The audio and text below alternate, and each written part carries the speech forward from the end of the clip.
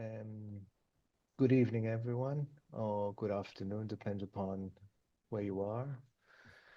I'm Jonathan Barsaid.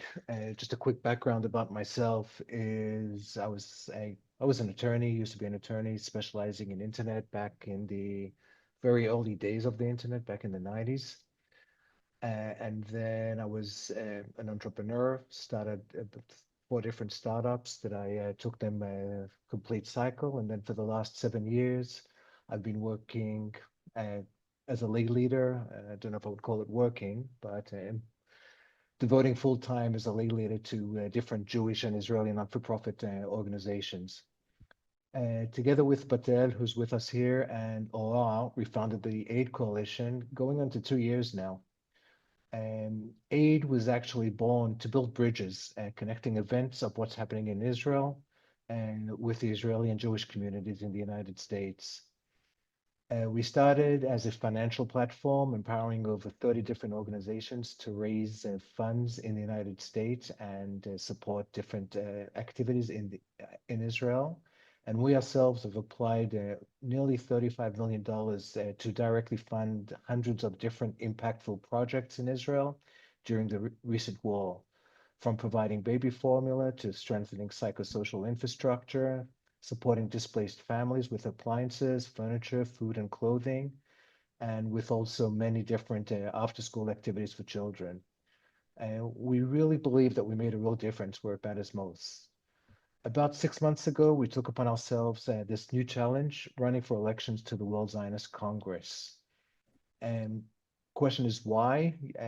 And the reason is because we saw a unique need, a voice that is focused on Israelis and Jews in the United States who care deeply about Israel, are deeply invested in Israel's future. And for us, rebuilding isn't just a tagline. It's actually the very essence of what we've been doing for this past close a year and a half. And it's the heart of our campaign, working very closely together with the organizations that have boots on the ground here in Israel and to be able to help support Israel in wherever that support is needed.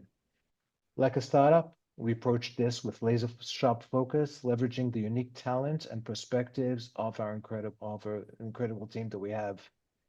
And tonight, Jeremy is actually and will be talking. But before we introduce Jeremy, I will cede the floor just quickly to Batel.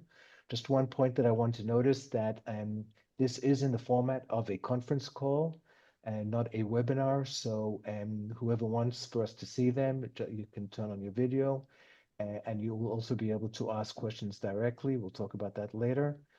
But please make sure that you are muted while you're not talking so that if there's any background noise, it won't disrupt the whole proceedings.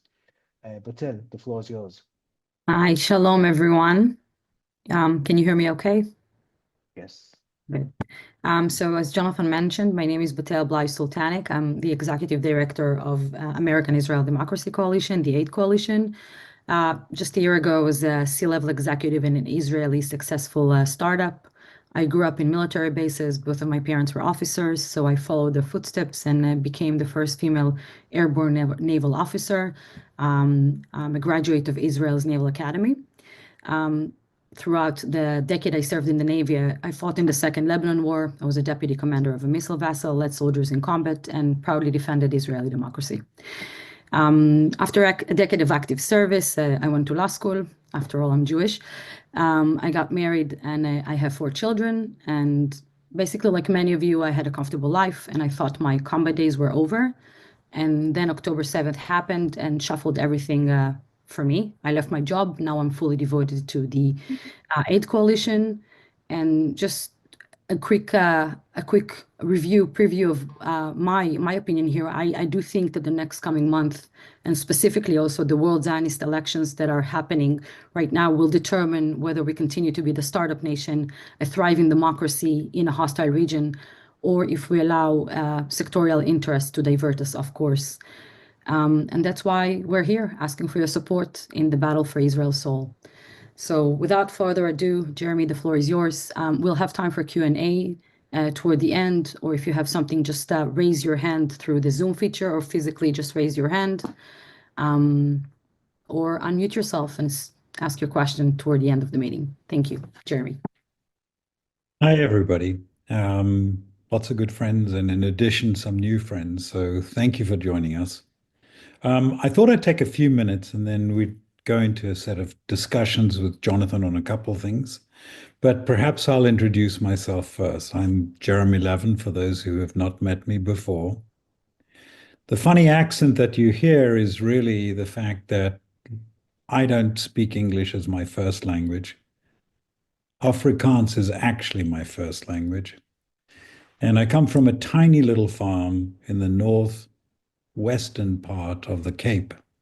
I'm really a farmer by life.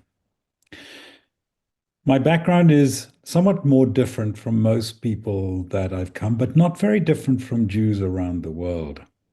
That farm was started by my grandfather.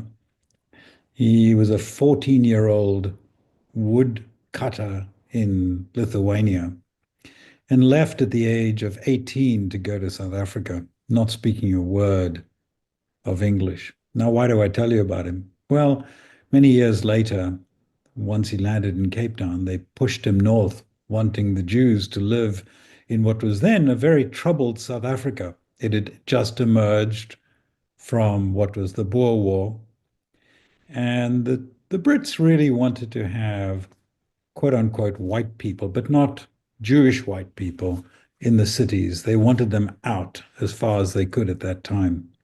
So there were a few in Johannesburg, a few in Cape Town, some in Port Elizabeth, and then those who had any kind of farming skills were headed into the farming areas. They were the minority. And he turned up and went to this place called Piketberg. It's a beautiful little town, nestled against some hills. And a completely uneducated man built up a couple things. Number one, he it suddenly realized that what he was in was a heartland of the Afrikaner life. What does that mean? Well, as events would prove, during the Second World War, that was the heart of the Afrikaner Nazi Party bastion. He had to build and Mami, find bajito, por favor. what? Sorry. Sorry. He had to build and pay for the church. He also built a synagogue because there were 7 families, Jewish families, and they built it. And as a little boy, I lived on the farm, and then on the weekends, I had the great pleasure of coming into that little village. What was significant, though, and relevant to what we do today, is that the World Zionist Congress had already been built. And this uneducated man, incredibly wise, kept on telling me as a little boy, you've got to support the Jews so that they can build a homeland in Israel. It's not quite what he said because he said it in a mix of Afrikaans and Yiddish, but bottom line, that's what he said. So as a child, I learned about this extraordinary organization. Now, fast forward, we were forced to flee South Africa and then again, what was then Rhodesia. My family dropped me off in Kibbutz Alonim in Israel as a kid. And I remember going as a kid, being taken to the recently, immediate, actually within days, liberated Western Wall. It wasn't a wall, it was a little alleyway. And my greatest impression at that time was how extraordinary my grandfather's words were. That here it was, the nation that he had been taking money out of his pocket, and we were very poor, sending it away and knowing that it would be used to create this nation that put me in front of that wall in that alleyway as a little boy, taking a hard look and watching the heroes that were around me, mostly paratroopers, as you will recall, for those of you who remember. And they watched over us. Well, it's a long time ago, but the same mission pertains. It is essentially the creation of a democratic, pluralistic, and fundamentally greatly strengthened Israel. I've had the great pleasure during my life of having had worked with, worked for, and worked within Israel. All of these are great pleasures to me. I've learned a lot. Israelis are prickly at best. Negotiating with them is terrible. I don't envy anybody having to do a contract or an agreement. But quite frankly, it's an incredibly exciting life because it built within me the opportunity to meet some of the greatest minds I've ever met. Shimon Peres is my mentor.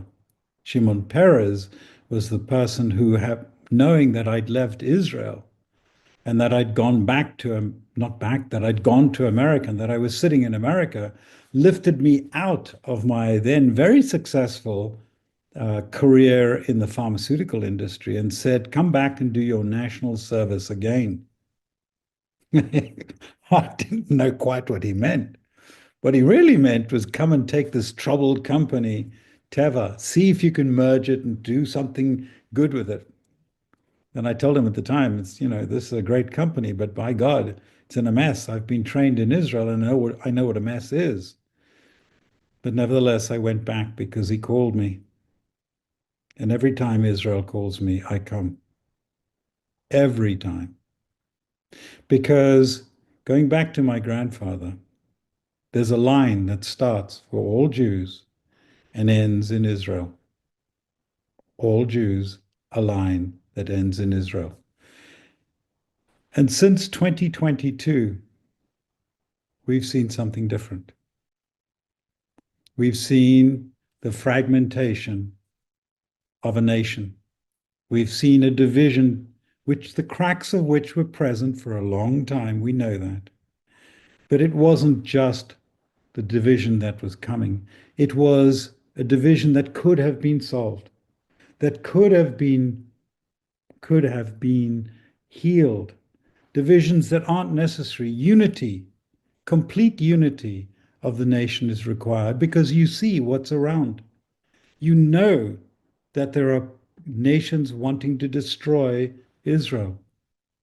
And the only thing to do in all of that is to find that common ground, non-partisan, pluralistic, democratic, focused on unity. 2022 shattered that. By the 2023, we saw the entire nation convulsed. And then October 7 came. October 7 not just shocked me to the core, it brought me to the realization that every day I must think about not just those who died, but those who are still hostages, those who I owe my loyalty, my fundamental thoughts about how to bring them back and unite them with their families. And yet, the fragmentation continued. But there was a light. That light was remarkable. It's the first time, it's what I call 4.0. It's Israel 4.0. It is the people in the street who are willing to take their jobs, put it aside, walk out every day, the grandmothers, the grandfathers, the kids, the parents, the brothers, the sisters. These are the people that create a completely new nation. It's not the nation that I saw in 67 that I came to, but it's a better nation. It's founded on people who are Zionists, be they religious Zionists, be they effectively secular Zionists. Like me, I'm a secular Zionist. But do I talk to anybody that's a Zionist? Absolutely. Do I have common cause with them? Absolutely, yes. Do I believe that we in America can help them? Absolutely. No if, ands, or but. Our role here is to think about what my grandfather told me. How can we contribute to creating a bigger, stronger, better, democratic, non-partisan Israel? So when I had the opportunity to meet with Jonathan first, I'd been working very hard to try and contribute back to Israel. I'm not talking about money. For example, when October 7 came, by October 8, I was recruiting flights. And some of you on this, thank you, Sam, for your family's contributions, flying soldiers, linking with from America back to Israel. And we sent hundreds back, hundreds. It was a completely typical thing, just like in 73 when I was involved in doing the same thing and then went myself. All of us contributed to bringing people back to help the country.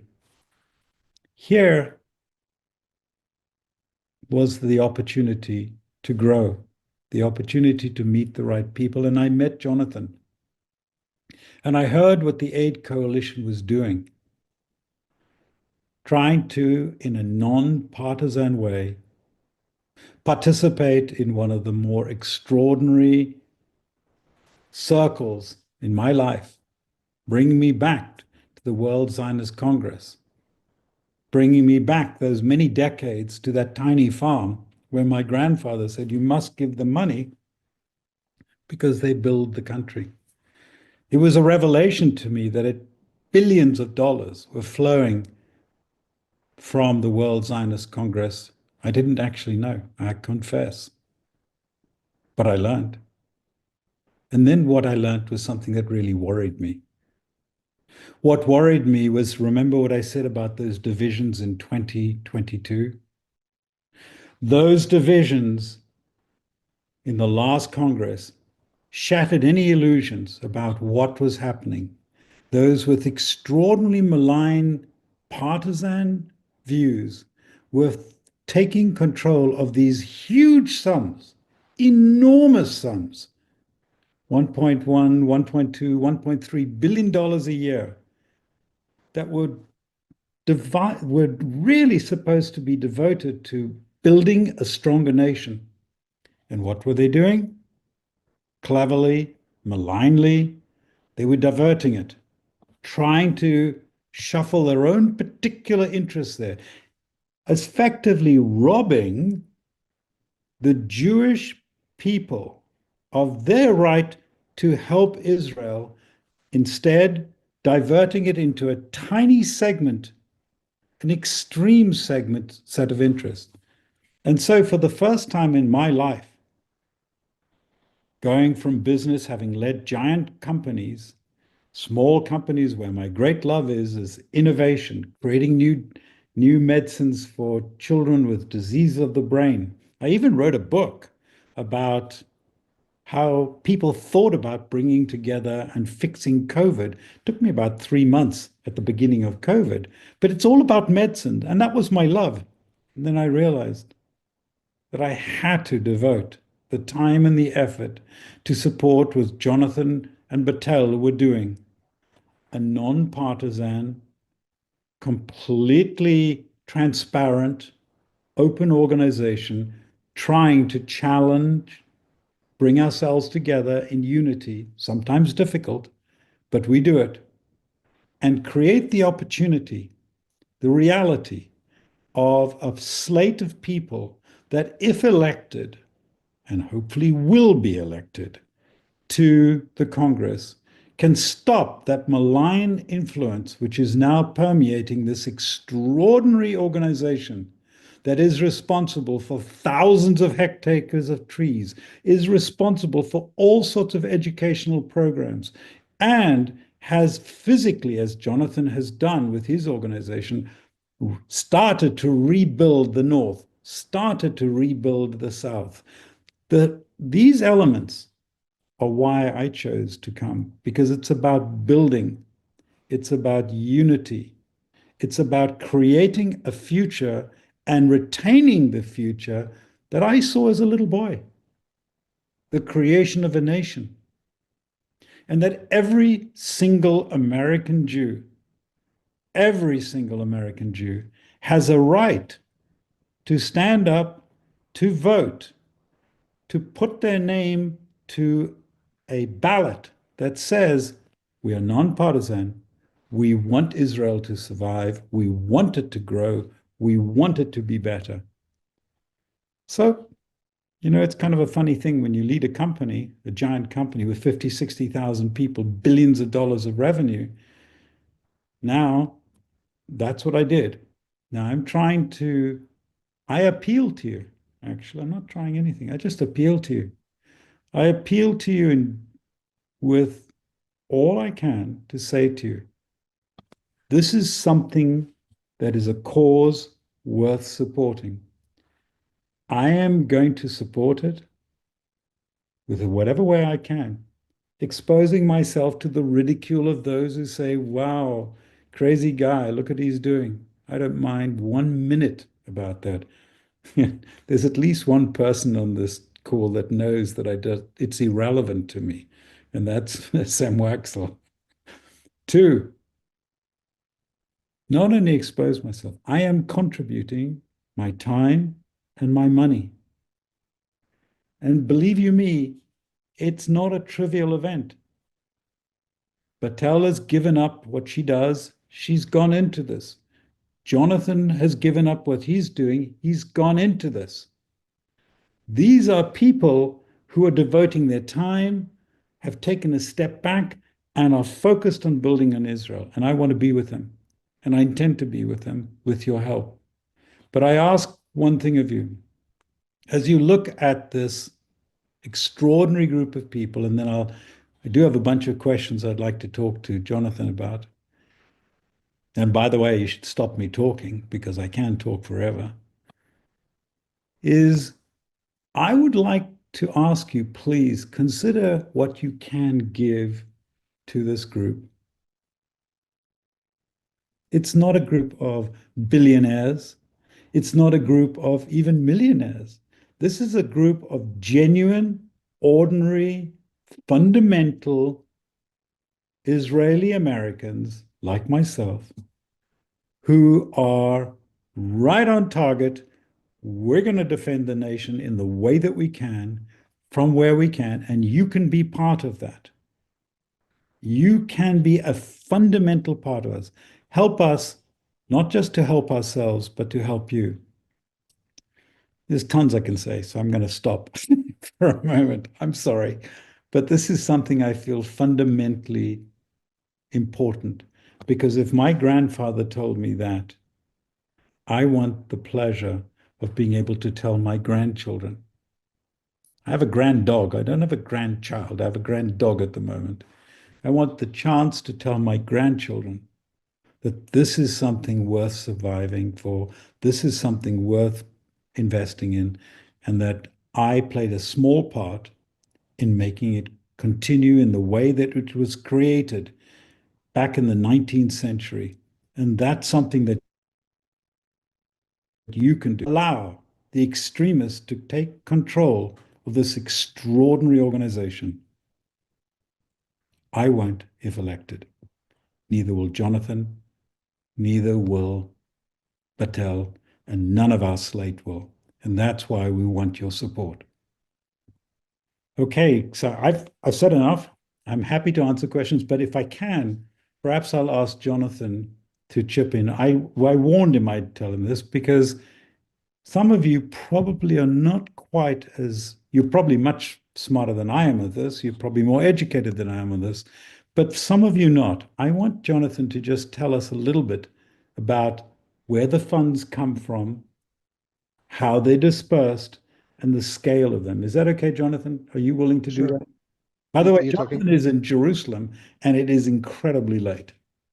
actually Tel Aviv, but it's the same time zone. Better place, but no, sorry, I shouldn't say that.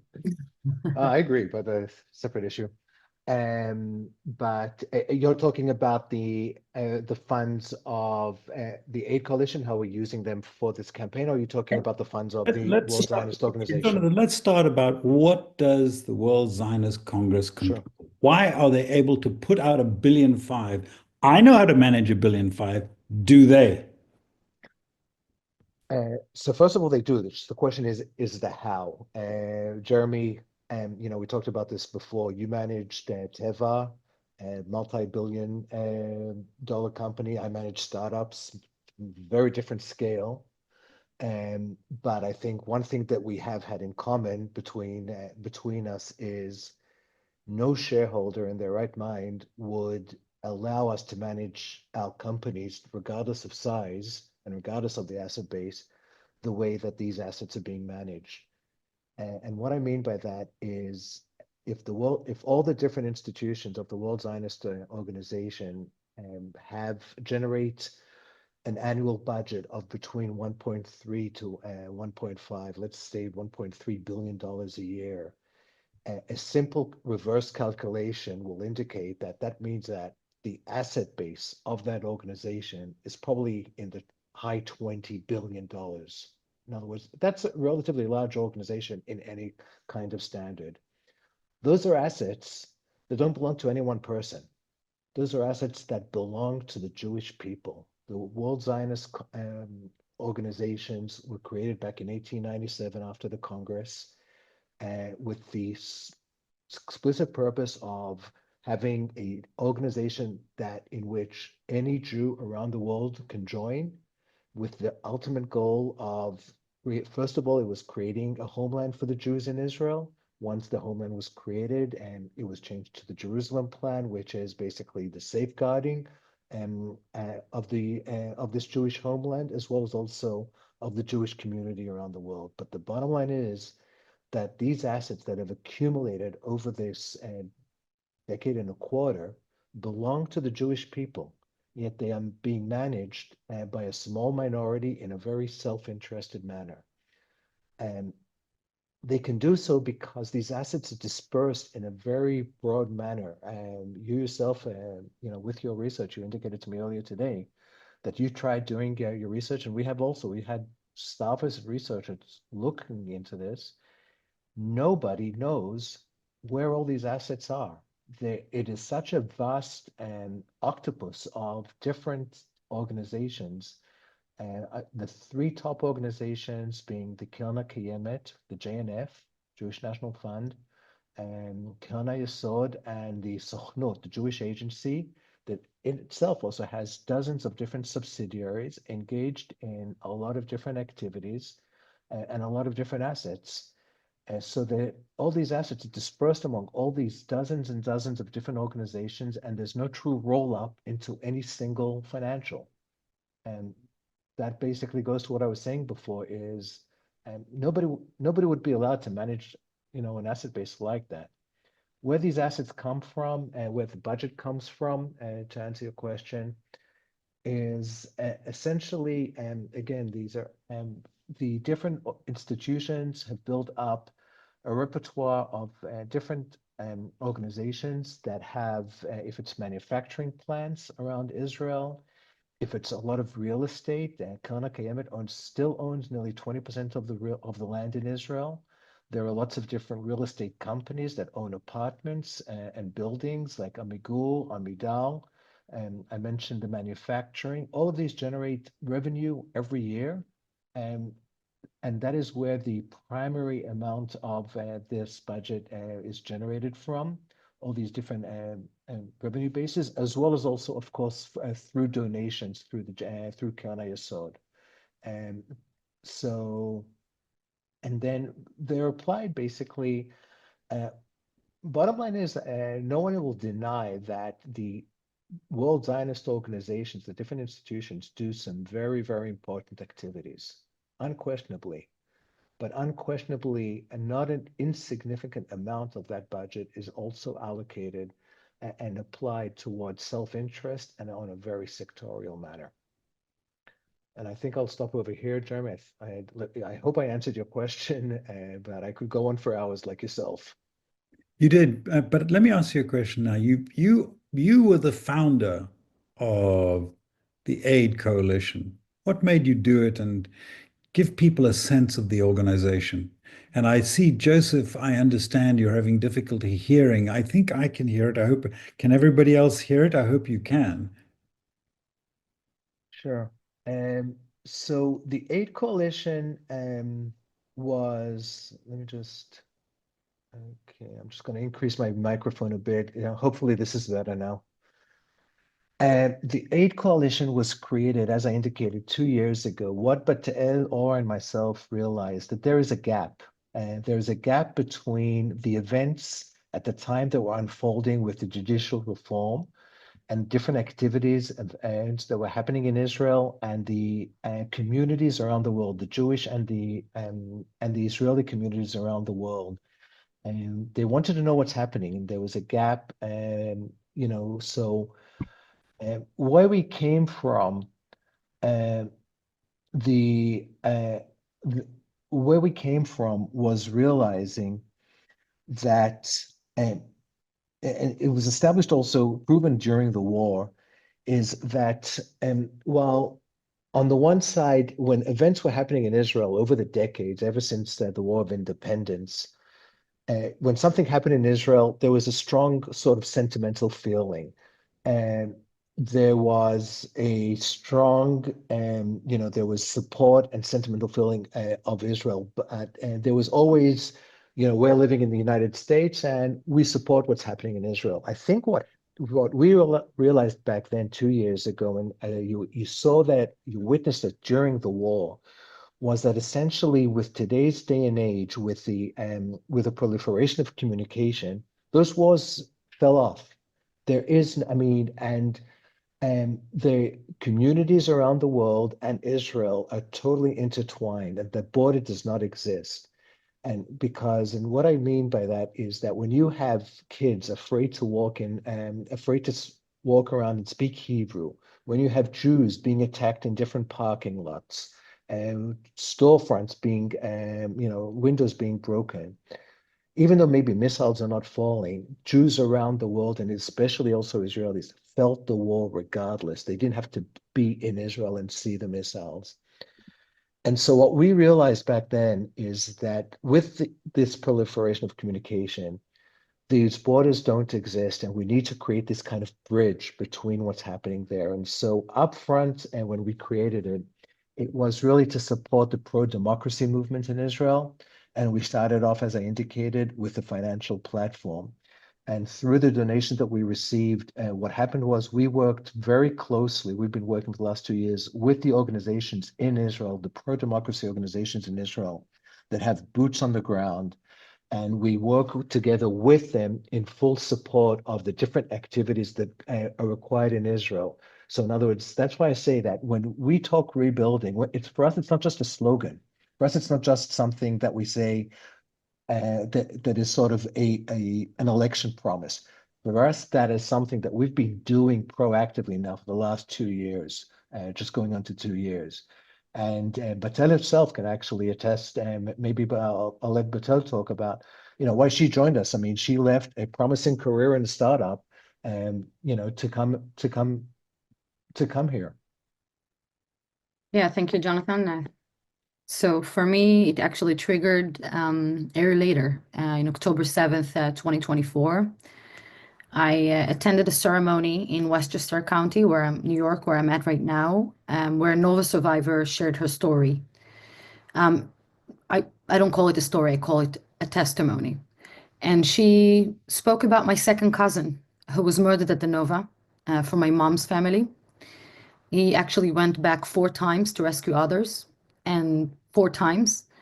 And on the 4th time, the terrorist got him.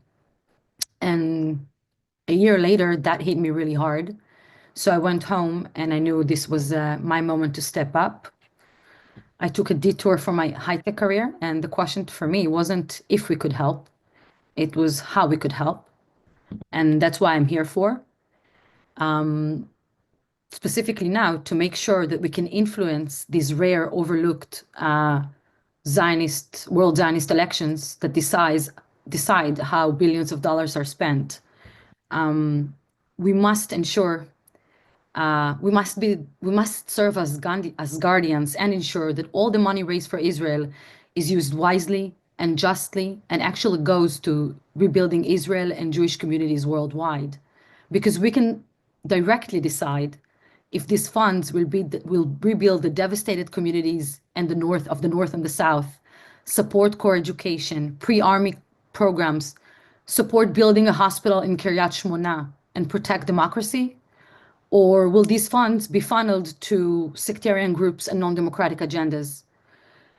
And for that, we need your support to educate, to raise awareness, to mobilize and reach through media, mediums, and other channels, through peer-to-peer events, as many American Jews as possible.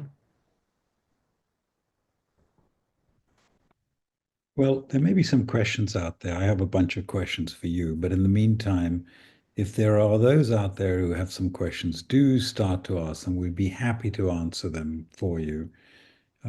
If it's uncomfortable and you'd like me to relay some of them, I'd be happy to do that as well. But I would like to hear from you. This is a conversation. This is not about us trying to convince you about something. Would love to get your thinking and how you see what we're doing as well, whether you think this is important. I think it is important. I hope you do. But you may have observations on what we're doing, and that would be helpful to us. Anybody want to ask a question? Okay, do keep thinking because I'm going to turn now to Batel. Batel, Yeah. we do have a couple questions that I'm sure are going to come in. And in particular, we've been asked to put people into the chat. Do that in the meantime. But I know that in a little while, if we can bring him back, he's just doing something, is Sam Waxel, who will make a comment. And he does have some statements he wants. But in the meantime, Patel, you were a soldier. What is different in the fight that you're now fighting now versus then? What is the focus that you want to bring to the aid coalition that is different from all the other coalitions that are out there today? Why are we different from them? So that's a great question. And it's not just what I want to bring, it's what we want to bring. And the Aid Coalition is made of some of the most impressive Israeli Americans of our generation. Simple people, people that not everybody knows about, leaders in tech, in business, in policy. And I think what makes us unique and that we are all ready at a moment's notice to jump back into reserves duty. So I am a soldier, but that's a different reserves duty. That's the second one for Israel's future. I think we all want Israel to be the startup nation. I come from the tech industry.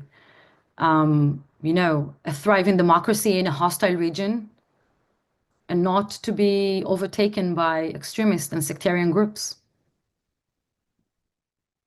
How does, for those in America, give me a practical sense of what that feels like being taken over by sectarian and extreme groups on the ground in Israel, because some have not traveled there, some have not felt this, many have not experienced this. But tell me, what do you feel? And then afterwards, we're going to turn to you, Jonathan, and have you answer So Jeremy, because you forced me, I'll both ask a question and tell you how it feels because I grew up in a home that was like yours, sort of, a home of immigrants. I actually was born in Europe and moved to America. And it's amazing to me how different and how diversified the American Jewish community is compared to what's happening as you all have said, at the World Zionist Organization, an organization that was begun very differently and has ended up in a way that is frightening. Jonathan said it. We'd never, do a startup company like this. It is removed from the very essence of who we are as a people, and it's frightening. And one, I'm so glad to see what you all are doing. But number two, what are our chances of making sure that we succeed? Why don't I pick up on that one, Jeremy? Sure. The I'm not a gambling person, so I don't like to go into chances. But it really all depends on the vote. I mean, just to sort of explain the procedure, the way that it works is the every Jew who has who's a resident in the United States has a right to vote. So there are about 4 million people who have the right to vote to participate in these elections. Just to give you an idea, last elections, only 110,000 participated. In other words, 2%. Of those, there was a party that was a slate that was similar to ours that was running on the focusing on Israel and Israelis. They managed to get 760 votes. So in other words, we're really talking about negligible numbers. Even now, for these elections, there's a strong awareness being there's a much stronger awareness that's going on. A big chunk of that is because of the increased sort of activity coming from the Haredim, from the ultra religious. And it's actually on a tangent, on a tangent for a moment, you've got parties over here that are by definition anti-Zionist. They are against Israel and they're running for these elections because they realize that there's this asset, all these funds that are getting distributed annually that they can get their hands on that are not subject to the state auditor. But because of the increase, I mean, of 22 different parties, slates that are running, over half are Haredim. So because of that, there's going to be a stronger participation. They're expecting those numbers to jump by at least double. And now the US has got, of the about 500 different delegates that go to the World Zionist Congress, 152 come to the United States, so just about a third. So it's a simple math of the total number of people who will participate in the vote divided by the number of slates, 152, will give you the number of votes per slate. So the more people we can get, the stronger our delegates will be. Now, the way that it works is the delegates, there are all sorts of different treaties that are between the different groups that come to the World Zionist Congress, typically people with similar sort of principles and will support each other. There's a lot of coalition building, but the stronger we can come, the more we can have, the more say we will have. So if we come to the Congress with two to four different delegates, that'll be people will say, hey, this is a new group managed to do nicely. They came in, they brought in some slates, but nothing to take overly seriously. If we come in with what our target is, 25 to 30 slates and delegates, that is real power. That shows everyone that we are representing a strong community that actually cares and wants a say. But more important than that, also, it gives us a say in the actual negotiations. People will take us seriously. And with that kind of number of delegates, we can actually have a strong impact upon different departments who will be our representatives to head the different departments. We can have a say in who gets elected to the board of trustees that get to determine the budget allocation. So it all depends on how many votes we get. We are optimistic, but then again, I'm an entrepreneur, so by definition, I have to be an optimist.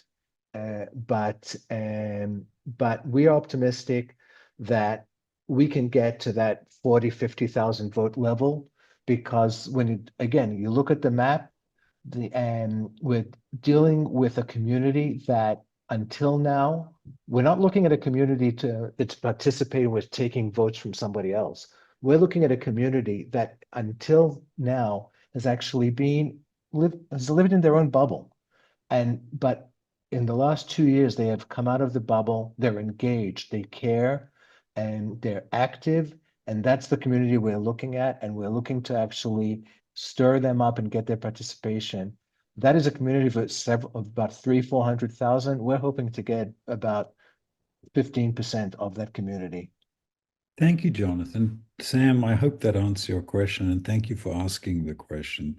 Let me just ask something here. We have a few minutes. I know then everybody's gonna go off to supper, I hope, or those in San Diego, tea, well, maybe coffee. Battelle will wrap us up in a minute or two, but I do have one question that follows on from Jonathan, and that was, okay, so you get elected, where are you gonna spend your time and effort? What are you gonna do specifically? So I'm going to answer to begin with, and I'm going to ask Jonathan. Okay. Number one, this organization cannot be allowed to continue with the lack of transparency that it has. It's extraordinary. So number one, internally, we need to have a jolly good look at how we create genuine transparency. Number two, in the last Congress, there was an enormous fight about the fact that the money was starting to be diverted into the illegal settlements and other areas. And in addition to which, diverted into, as Jonathan mentioned, the yeshivot, which was not what this money was designed to do, which was essentially general education, infrastructure, creating and recreating jobs for people. So if you ask me where I want to spend my time, is fiscal discipline and transparency, followed by directing the capital to where it needs to go to build. And when I say build, it means to help the economy, help create the environment where jobs can provide taxes that can actually then ensure that people are fully educated to do this, high education, strong education. Secondly, infrastructure. Build it, because you cannot have a nation that hasn't got infrastructure. And so much destruction and abandonment happened over the last 2 years. It's extraordinary. It's difficult to even imagine. And then lastly, there's something else. I want to spend the time to educate and to bring people together. And this money can be devoted specifically to do that.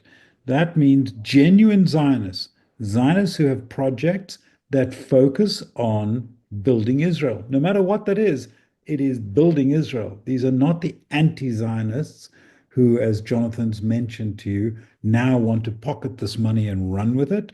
This is exactly the same thesis that was put together in the 1930s, the 1940s, the 1950s, the 1960s that said, let's build Israel.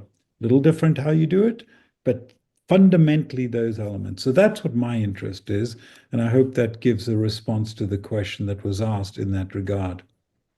And I think it was Tully who asked the question. Tully, is that acceptable to you? Does that give you a good feeling for this?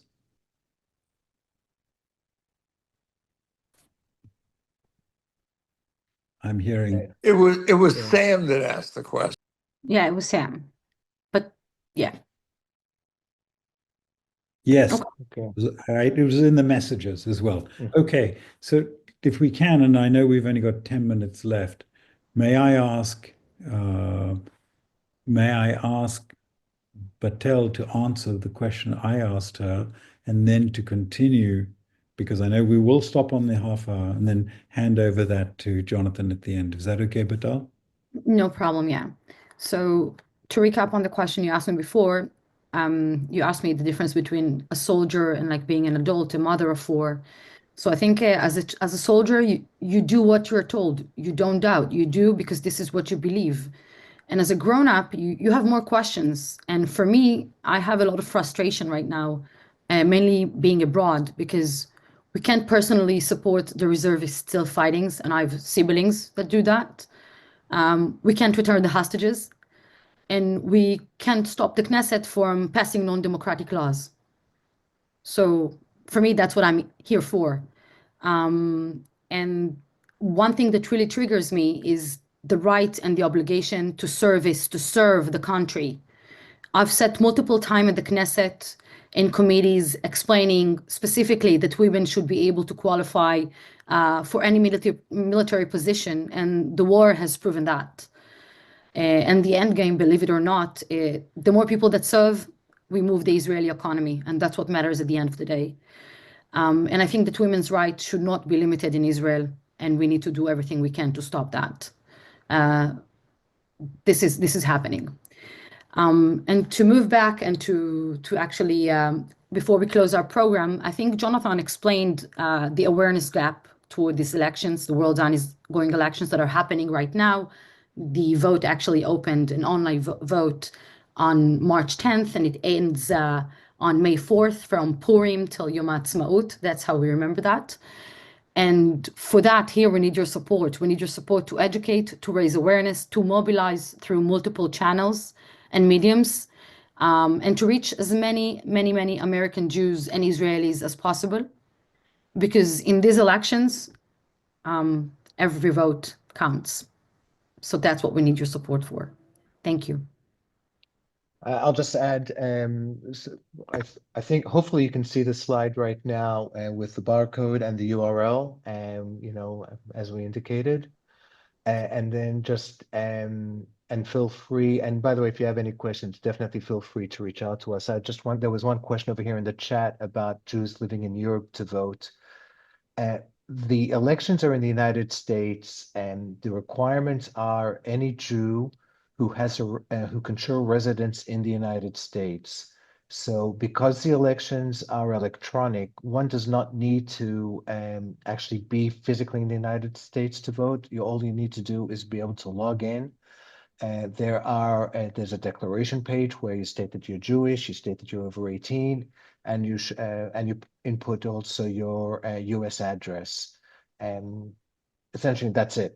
Those are the requirements. So it's a purely online, doesn't matter where you are at the world at the point of time, and it's a 2-month process. So it's ongoing right now. It started 2 weeks ago, and it's going to be going on for the next 6 weeks. So definitely, any support you can give us both on the financial side and also bringing in votes. We definitely need a lot of votes because it's still an uphill battle. Thank you, Jonathan. Right. Look, everything is an uphill battle. Doesn't matter what you do, Frank. Our job is at least to excite in the minds of everybody listening today that there is a true possibility that we can actually create a difference and that you can do it with us. But it's not just that. If each one of you reaches out to a friend, if you like what you've heard, please do so. Let them know that there's something interesting here. Let them know that this is more than just a bunch of people who are going for another election, which is unbelievably boring and you don't want to get involved in it. Let them know that each one of us is not so much that we've given up stuff, that's irrelevant.